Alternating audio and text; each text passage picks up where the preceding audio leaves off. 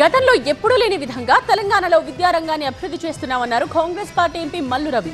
BC, SC, ST, minority విద్యార్థులకు corporate స్థాయి విద్య అందించేందుకు ఇంటిగ్రేటెడ్ పాఠశాలల్ని ఏర్పాటు చేస్తున్నామని వివరించారు. 58 ఇంటిగ్రేటెడ్ పాఠశాలల నిర్మాణం కోసం సుమారు 18,000 కోట్ల రూపాయలను ప్రభుత్వం ఖర్చు చేస్తోందన్నారు.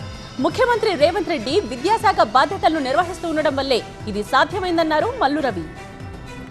విద్యాశాఖ మంత్రిగా ముఖ్యమంత్రి ఉండటం వల్లనే ఇవాళ 58 స్కూల్స్, ఎంత 200 కోట్ల రూపాయలు, 25 ఎకరాలు, ప్రపంచ స్థాయి విద్య, ప్రపంచ స్థాయి ఆట స్థలాలు, ప్రపంచ స్థాయి భోజనం, ఇవన్నీ ముఖ్యమంత్రి ఎడ్యుకేషన్ మినిస్టర్గా ఉండటం వల్ల, సబ్జెక్టు రేవంత్ రెడ్డి దగ్గర ఉండటం వల్ల 7 లక్షల మంది social welfare, tribal welfare, BC welfare, minority వెల్ఫేర్లో చదువుకున్నటువంటి 7 లక్షల మంది విద్యార్థులకి ఒకేసారి 40%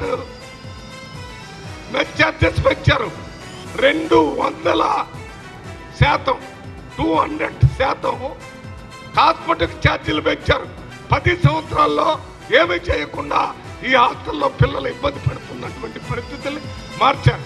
రేపు జరగబోయే పంచాయతీ ఎన్నికల్లో 42% సీట్లు బీసీలకి, మామూలుగా రిజర్వేషన్ వచ్చినటువంటి 16-7% సీట్లు ఎస్సీ ఎస్టీలకి, మైనార్టీకి ఇచ్చే 4% అన్ని ఇవ్వటానికి ముఖ్యమంత్రి గారు స్టేట్మెంట్ ఇచ్చారు.